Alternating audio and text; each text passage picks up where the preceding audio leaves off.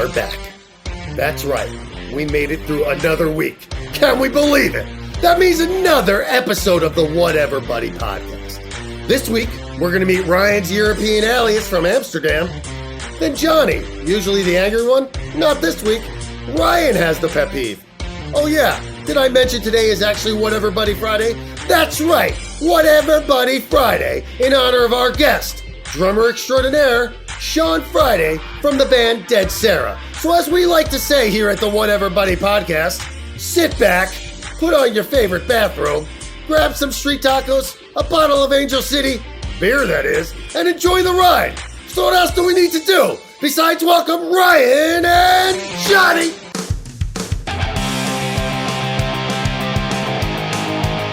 Slowly but surely, we're going to start. We were up, as you said, we were up late last night doing some podcast work. You didn't even say hi to me yet. Well, I didn't say hi to anybody. Let me rewind. Hello, everybody. And welcome back to the Whatever Buddy podcast. Here we are again, Ryan and I hanging out a little bit delirious as we were up late last night, working. Hi, Ryan. Working. Hello, Ryan. Anyone thinks that we're here just screwing around. I mean, we're doing some of that. Well, we're screwing around. That. I'm screwing around right now, but you were drinking wine. I was drinking wine last night, and I don't know why don't you tell the people the problem the new problem that we've encountered.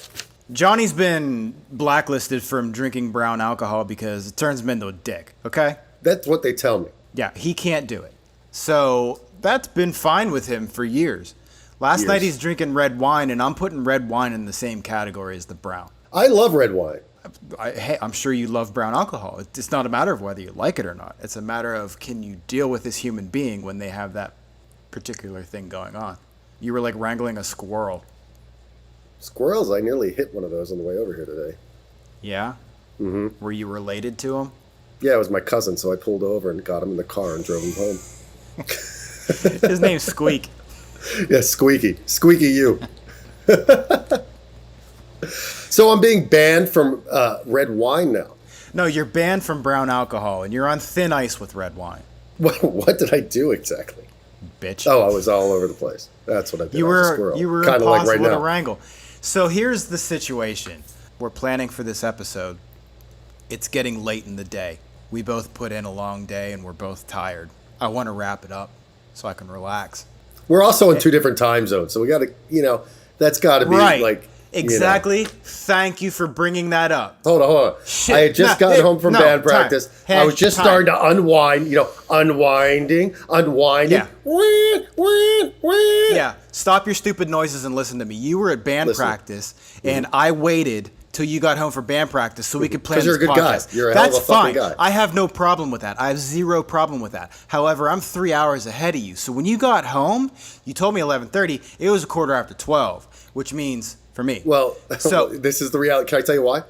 I had to stop at the taco truck because I needed to get dinner because I knew when we got done working, I wasn't going to be able to make anything. Because that's my problem. Well, you're a bro. Yeah, it's okay. So anyways, all that's fine. All that's fine. I'm willing to deal with it. What else are you going to do? I like the podcast. I want to keep it going. It's work. You got to get it done. But then you add a little bit of red wine to the scenario, and you become distracted very easily by shiny rocks, okay? And by shiny rocks, I don't mean. Do you know literal. I was drinking? You know what shiny rocks you were the most distracted by? Ménage à Trois. That's what I was drinking. No one cares what wine you were drinking. It was red, and you're on thin ice, okay? The shiny rocks that I'm talking about is this. What's the shiny where's rock? Here? I don't have my. Say this was my phone. This is what you were doing last night. I'm trying to write out and research and look up things. And interesting. This would be fun to talk about. What do you think of that, Jonny? No reply. What do you think of that, Jonny? I look up. Hey, I gotta play something. I don't care what you're gonna play me right now from your phone. Well, coming in hot, dude. Whatever. It's all right, dude. Listen. It's good to see you. Hi. It's good to see you. Hi. It's good to see you. It's always good to see you. I saw you last night and apparently pissed you off with the red wine. What if I switch to white when we're talking? I think you have to. I think that might be too fucking sweet, though. I was at my mom's a few weeks ago and she had some white Zinfandel in the which is crazy because when I was a kid, when I first started drinking at 21, which I didn't start drinking really at 21. I didn't start drinking until I started touring. So it was a few years after 21. But when I did drink then, I would drink white Zinfandel because I hate the taste of alcohol back then. And it was easy to get down. Hey, so when you say white Zinfandel, do you mean like that? The pink it looks one. like it's kind of pink. It's pink. Oh, dude, that's the ultimate. That It's you so might as sweet, well, dude. I'm not trying to be an asshole, but that's a very girl drink. It was my mom's wine. Hey, do you guys have any Zima? Dude, that stuff was terrible. But there was a moment in time.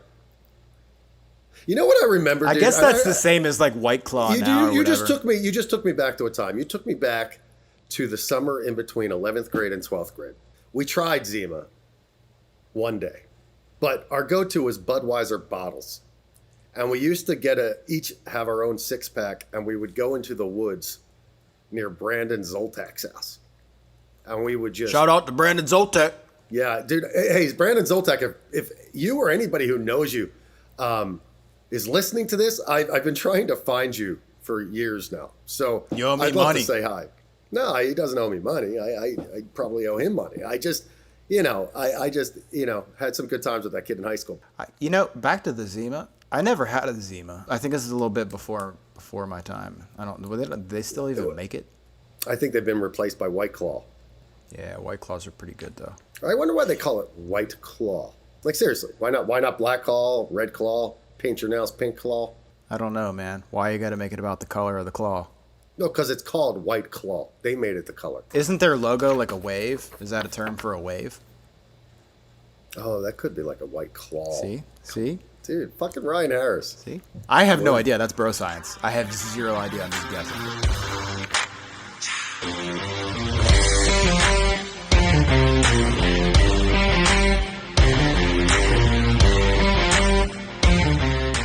So a couple of years back, Jonny and I are on tour. We have a day off in Amsterdam, okay? We're in this little town square. It's beautiful. Cobblestone, buildings, everything. Day off, walking around, nice day out. We sit down to have a drink. And Stephanie. Yes. Candace, our guitar player, Stephanie, our photographer. Yes. So we sit down to have a drink. They bring us a drink menu. Mm-hmm. And the top item was called Van Dauben Bitterballen. Great name. Which I immediately adopted as my alias. And embraced if I it. ever need an alias. That's it. Great alias. Also, I never need an alias. Okay. But were I to ever need an alias, I'm going by Van Dauben Bitterballen. So Continue on that tour. Interject at any time you feel like I'm getting off topic or not doing a good job, because you said that I wouldn't do a good job explaining this. No. I said once you explained it, you wouldn't do it. I said, no. I'll just get them to do it and roll with it. That's all I'm saying.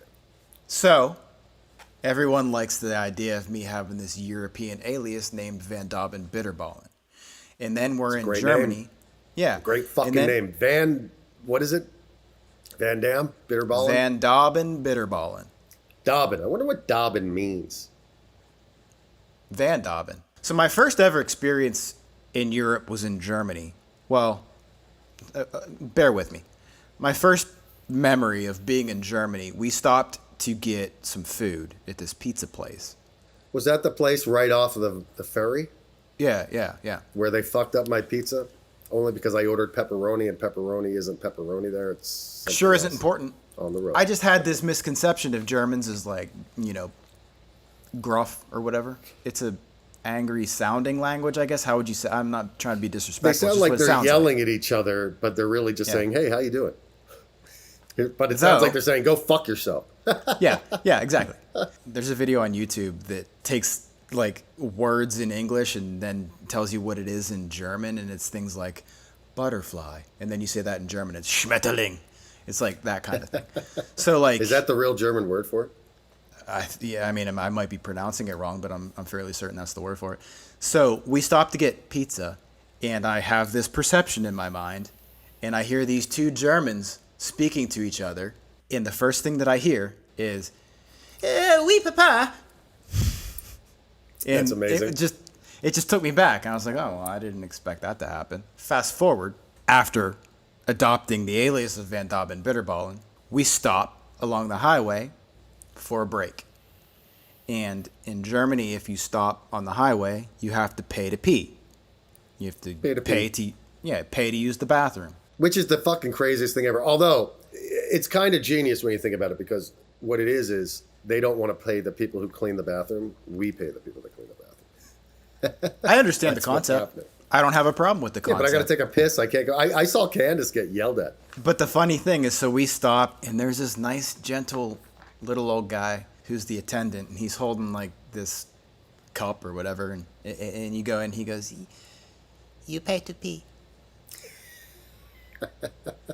As I'm going into the bathroom, he goes, you pay to pee."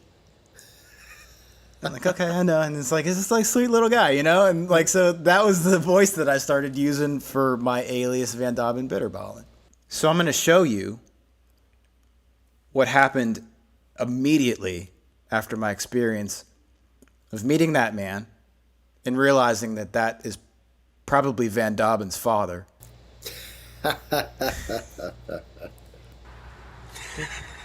Did you pay to pee? Did you pay to pee? You don't pee for free? That's Bitterballen, though. It's like that's Van Dobben Bitterballen. And you know what? But it's a creepy Van Dobben. Well, yeah, he's European.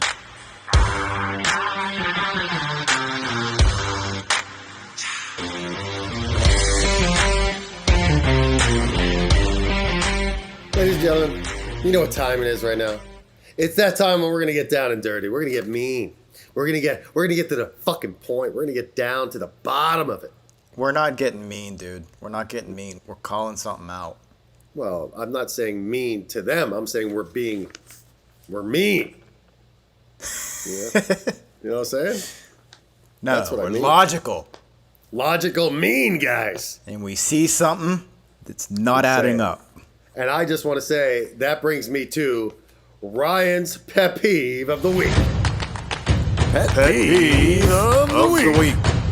I'm going to start off this pet peeve differently than you start off your pet peeves, okay? You tend to come in hot. That's not really my thing. However, I'm going to bring this up. Howard Stern. Love you. King of all media. I'm a fan. I've been a fan. Do you think I look like Howard Stern? No.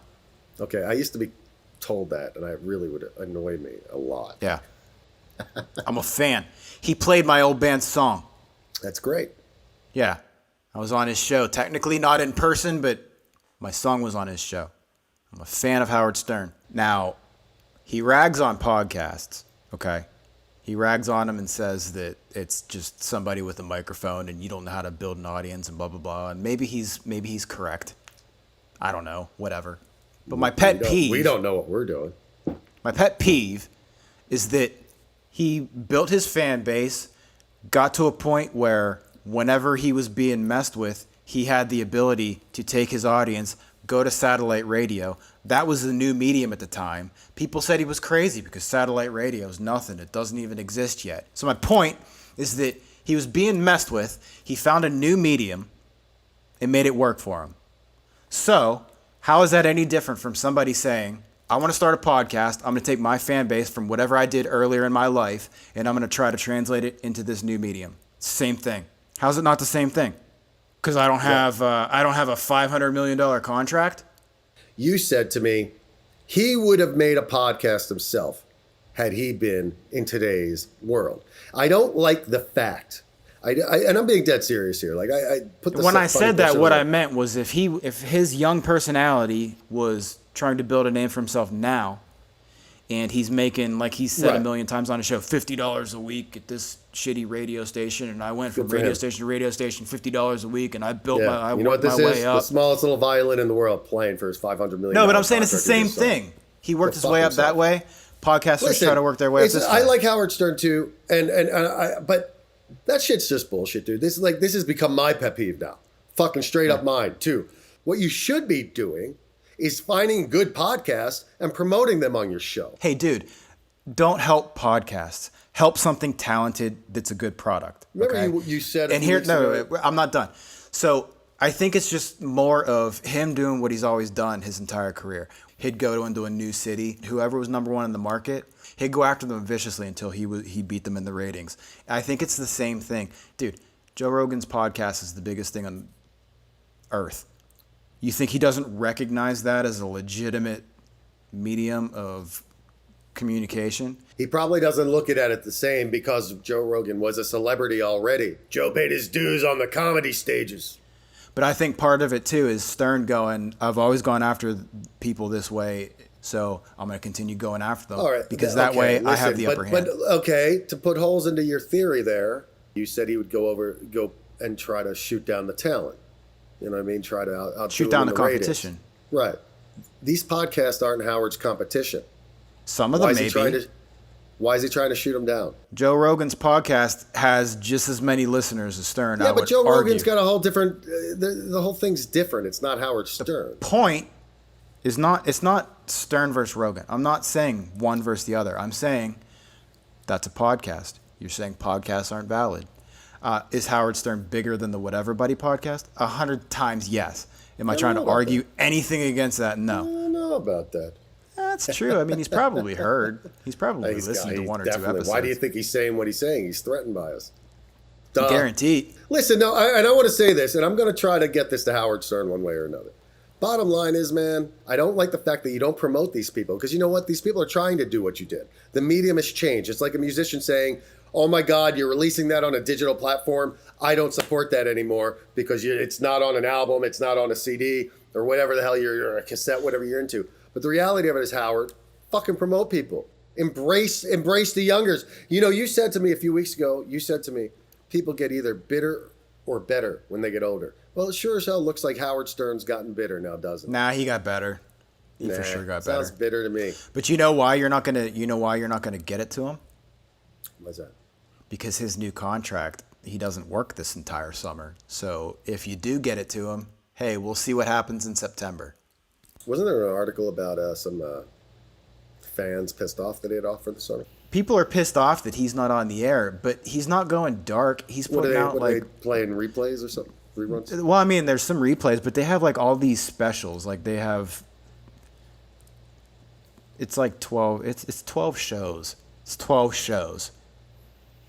They're saying, oh, the whole summer, but he only does 3 shows a week. I don't mean only 3 shows a week. I mean his schedule is Monday, Tuesday, Wednesday. So what do they play on Tuesday and Thursday?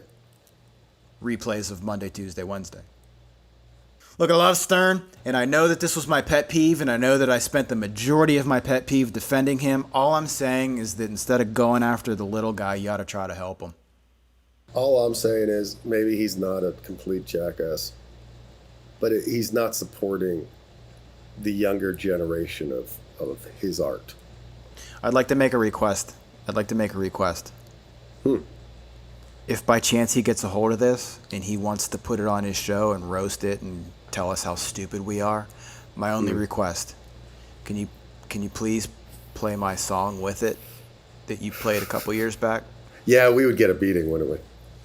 We would. We'd take it pretty good. That'd be fine. Bring it. Hey, buddy, I think we need to move on to our guest. We do. We have a great guest today. Sean Friday, the drummer for Dead Sara, is going to join us today. So I have a question. We have Whatever Buddy Wednesday. Mm-hmm. Should it be Whatever Buddy Friday for this occasion? Still going to post it on Wednesday. I thought about that. Maybe that's what Whatever Buddy Friday, and everybody's like, it's Wednesday. Maybe we call the episode that. Whatever Buddy Friday. Yeah. It's better than Dead Sean. That sounds just fucking dark. No, that's mean. That's morbid, yeah. What about Sean Wednesday? That's demeaning, too. Yeah, no, that's like, why would the guy change his name for one stupid podcast? Yeah. Whatever Buddy Friday. All right. Well, no further ado. Let's bring him on in. The man, Buddy the Friday. myth, the legend, Mr. Sean Friday, ladies and gentlemen. Whatever Buddy Friday.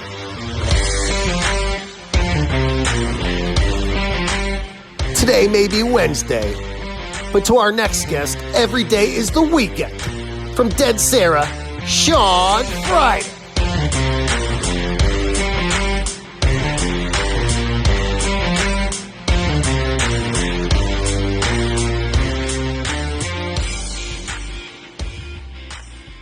I'm good. We got him. Okay, we got him here. I'm going to get him before everything quits down again.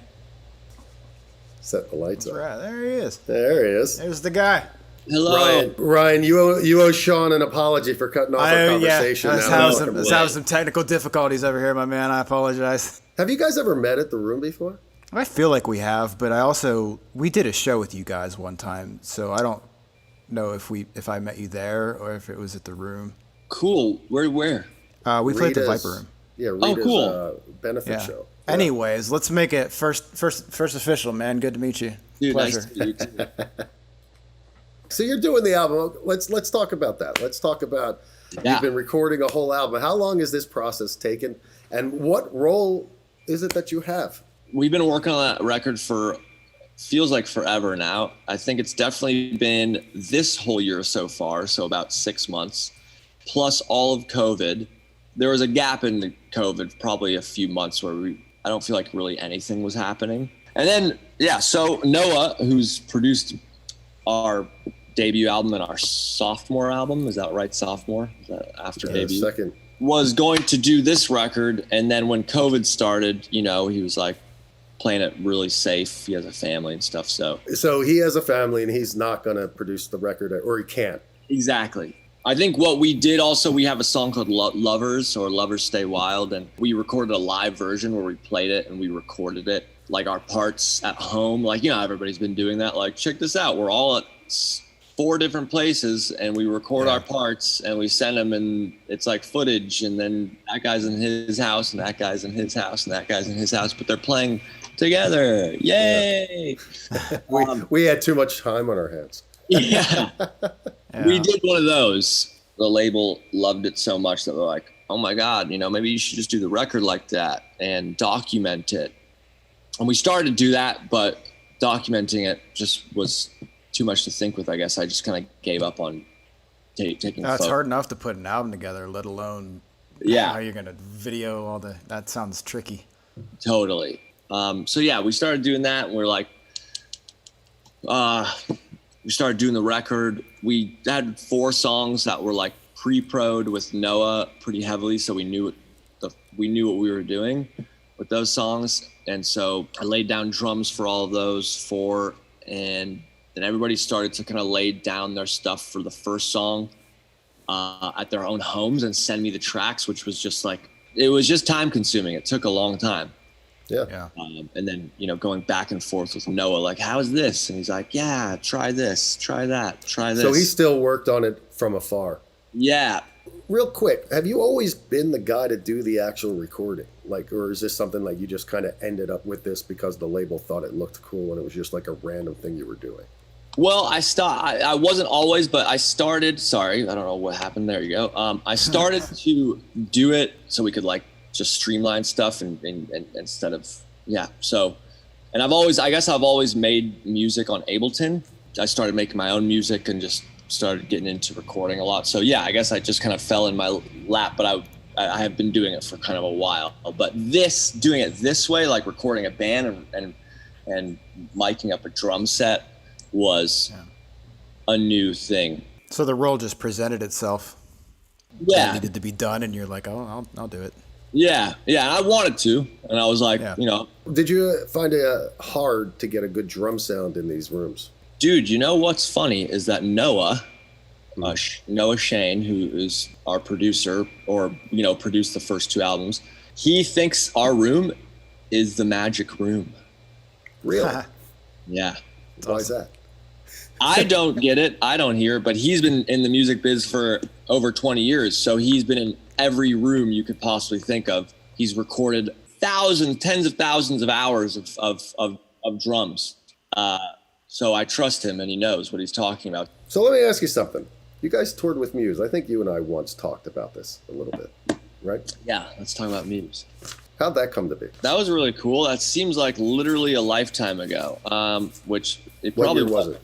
I think it was like 2015. God, that must have been arenas and shit. Yeah, it was arenas, and it was really cool. I think Dom, the drummer, heard us or something and was like, oh, I want Dead Sara to open up for us. And they reached out, I think. That guy's a badass drummer. Yeah, he's fucking awesome, dude. Ridiculous. All such nice dudes, too, Muse. Yeah. All really talented, really, really nice dudes. We actually bowled. We had a Dead Sara versus Muse bowling night, and they won. Nice. They beat us. They beat you Oh, in bowling. really? Beat our asses. Beat you in bowling. Yeah. How long was it? It was like God, it must have only been like 3 weeks or something. And then they brought us on another little leg in Canada. Maybe it was only like a few shows in Canada. I love Canada. After, like separately. Yeah, Canada's cool. I love Canada too. Great, nice people. Did you find that helped the profile of the band? I mean, we got some fans from it for sure. Like I've met several people since then. They've been like, man, I had a show or something like, oh, I first discovered you guys at the Muse show. You guys were so badass, you know? Like that's the dream right there, yeah? Yeah. Yeah, the resume of it alone is what makes it worth it. Yeah, it was cool. It was a great experience, and I was like, oh my God. It was very disconnecting from your audience, though. It was weird. Really? So Muse had a huge circular stage, huge, and they had their shit set up, and they gave us a huge area that they would lay because they had a really shiny floor. It was a black, like high shine linoleum stage, and so they put down a humongous mat for us to play on, and it was like, this is your stage. But yeah, it was so much space between us and people that sometimes it was lacking emotionally while playing, you know? Like no connect. Yeah. Because the reaction's far away. Yeah. Wow. And they're not there to see us, you know? Whereas if we were headlining, oh my God, that would be. Now we know what you're striving for. 100%. So all right, it was our job to go dig in and do some research on you, because that's what we got to do to know about our guests. Because I know you from here, and like I think we were friends for a pretty good while before I even knew you played in Dead Sara. And then, you know, so it's sort of like, all right, I got to learn about Sean. Then I feel like kind of creepy, you know, going online, looking at you. I'm like, well, I'm like digging deep into my buddy here. This is kind of weird. Obviously, I got to ask you a couple of questions. First, I want to know about the whole Skrillex thing. I think that's pretty fascinating. What's the connection there? Dude, so he's one of my best friends, one of my closest friends. And we grew up together. We met around 13 years old. Where'd you grow up? In LA, like I think at the time he was living in Mount Washington, and I was living in, I think, Tahunga. I had a friend who went to a school that was next door to his school. And I would meet my friend every Friday, my friend Sean. And I ended up going to this basketball game. And I remember Sonny just taking a liking to me and was like, Sean, dude, what's up, man? Dude. And it was winter, so it was like, it was really cold, and he kept touching my hands. He kept grabbing my hands because I guess they looked purple because it was so cold, and I was cold, I guess. So, and I was like fair skin. And he was like, your hand's so purple. And he's like, come on, man, let's go. And he grabbed my hand and we'd like run. And he'd be like, dude, come on, yeah, let's go, dude. Let's watch the basketball game. And then we just became friends. And then he would ask me like every Friday, like, do you want to come over, spend the night? You want to go to a show with us? And I was like, fuck yeah, let's go to a show. And then he kind of like, him and some other friends got me into punk rock. So like we just started that way. And then we played in a band together, a punk band called The Riots, around like 15 years old. And then he got kicked out. I was the only one who wanted him to be in the band. And everybody else was like, nah, he's too good. He's too good. He's too good. He's too good for punk. We're fucking punk. Yeah, that whole punk thing. Like once you're too good, you're not punk anymore or something. No, he's too fucking good at guitar. And Sonny, you know, was a leader, you know, so he would have a lot of opinions, you know, and want to try a lot of things. And after that, we started a band called Hazel Raw. Sonny started a band called Hazel Raw, with a 3-piece. Yeah, and then Sonny, you know, started doing From First to Last. He flew out to, you know, try out for this band From First to Last, and then he joined the band. And then Sonny quit that after that, became really successful. He stopped. He didn't want to do that. He wanted to do something new. And then he started his solo stuff called Sonny and the Blood Monkeys. And then he had me on as a drummer. He was like, Sean, you're my best friend. I'd love to be in a band with you, but you just need to get a little bit better. And I was like, fuck yeah, all right. So I drummed every day, and he was like, dude, you did it, man. And I was in his band. That's awesome. That's fucking killer. Yeah. And we toured for a few years. We had some pretty cool tours that I'll remember forever. One was the AP tour, Alternative Press Magazine tour. Yeah. Team Sleep tour. We were on with Team Sleep, so that's like Chino Marino's side band. Mm-hmm. We played with Tricky a few dates. And then we played some festivals. That was awesome. During that time, Sonny started producing dance music and started remixing friends of his hardcore bands. He would remix them into a dance song. What made him get into that? He just heard it. I was like, dude, this shit's so sick. He probably started hearing, he was always a huge fan growing up of Daft Punk and Aphex Twin. And so he always loved that stuff.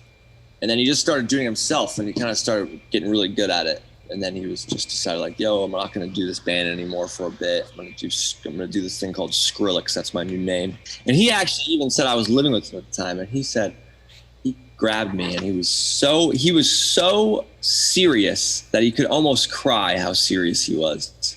That's how serious he was. And he grabbed me and said, Sean, because we both had computers and we both had Ableton to produce in, and he was like, Sean, he was so serious. God, like, seriously, fucking learn Ableton so good with me. We'll become the biggest DJs in the world, and we'll play the biggest festivals in Japan. We'll fucking tour the world, and we'll be a DJ duo, and we'll be the biggest fucking stars in the world. I was like, hell yeah, man. That sounds so cool. And I just didn't do it, man. I didn't do it.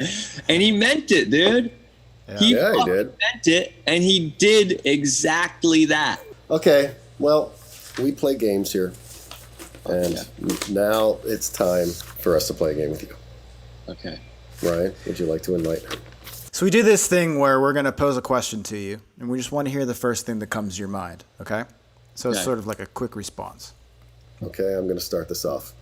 Drum stools, share them or get the fuck off? Drum stool? Yeah, like a throne? Yeah. Yeah, the throne. The throne. Share them or get the fuck off? Yeah, share them, baby. Yeah. See, I have a thing. I have a thing. Oh! I only have a thing if it's a cloth. I mean, I like my own, but I'll share it. We're going to go back to episode 1 here and just talk about how I like to make fun of my friends who sit on my drum stool and don't realize what exactly they're sitting on when they decide they want to play my drum set for that 5 minutes. Right. Yeah, there you go, bud. I don't know if you play to a click or not, but Johnny plays to a click. And I'm a guitar player, which means my timing's shit. So sometimes Johnny will turn the click off. I have no clue when that happens, So my question is, if you play to a click, do you ever just flip it off and say screw it? I do. Do your bandmates notice when you do that? Yeah, sometimes I'll be like, I might get so off, I might be like, oh my God, I'm fucking off. Yeah. Fuck it. Rock. Coming out of that drum fill, you're like, okay, I'm a little bit. Yeah, I'm like, whoa. Happened to me in rehearsal last night. I was like, oh God, that's like double time. Fucking crazy. All right. Jimmy Kimmel versus Seth Meyers. Go. Well, yeah, we played both Kimmel and Seth. Kimmel was exciting because it was our first time, and it was... Was that outside? No, it was inside. It was Weatherman and... oh my God, I forget the fucking... It's like our really pretty soft song that has a big kind of build up in our first record. Oh my God.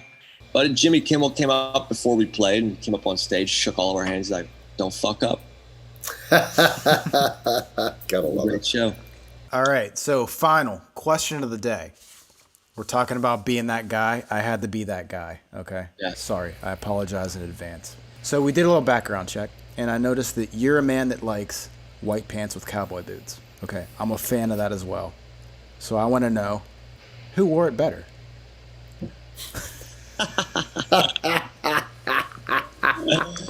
I'm gonna say you, man. Yeah, see, Sean, I was gonna say you because it looks like you kept your pants clean. You wore it way better, buddy. Yeah, dude, you're way cleaner. You're cleaner though. You're cleaner. And you're smoking. You You don't smoke anymore, do you? I don't smoke anymore. Wow, look at that picture. Neither do I. I used to smoke fucking like a motherfucker. Now I just do this fucking thing. Wow, I don't know if it's much better, but I think it's funny you think that that's not smoking. Well, I'm getting. It is, but I'm not taking in all the fucking other shit with it. Yeah. Yeah. Something like that. Awesome. Hey, Sean. Thank you, brother. Thank you for joining having us. me. Yeah, man. Thank you for It's joining awesome. us. I'm gonna Good to get to know you better. Yeah, man. You as well. Keep an ear out for Johnny doing those intros and outros, and if you hear him shouting and losing his shit, just pop your head in and be like, "What's up, guys?" Yeah, hell yeah. This is great. Awesome. All right, man. From two doors down to two doors down, my brother. Much I'll love. see you soon. Let's start a band called Two Doors Down. Hell yeah.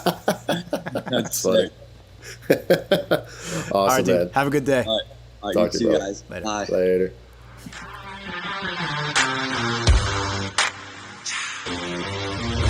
Man, that was great. Sean, thanks for sharing all that stuff and all those good stories with us. And for everybody listening, thank you for joining us again on another episode of the Whatever Buddy podcast. Make sure you subscribe on all your favorite outlets if you haven't, and always go watch us on the YouTubes.com if you know what I mean. And until next week, have a great week. We'll see you next time.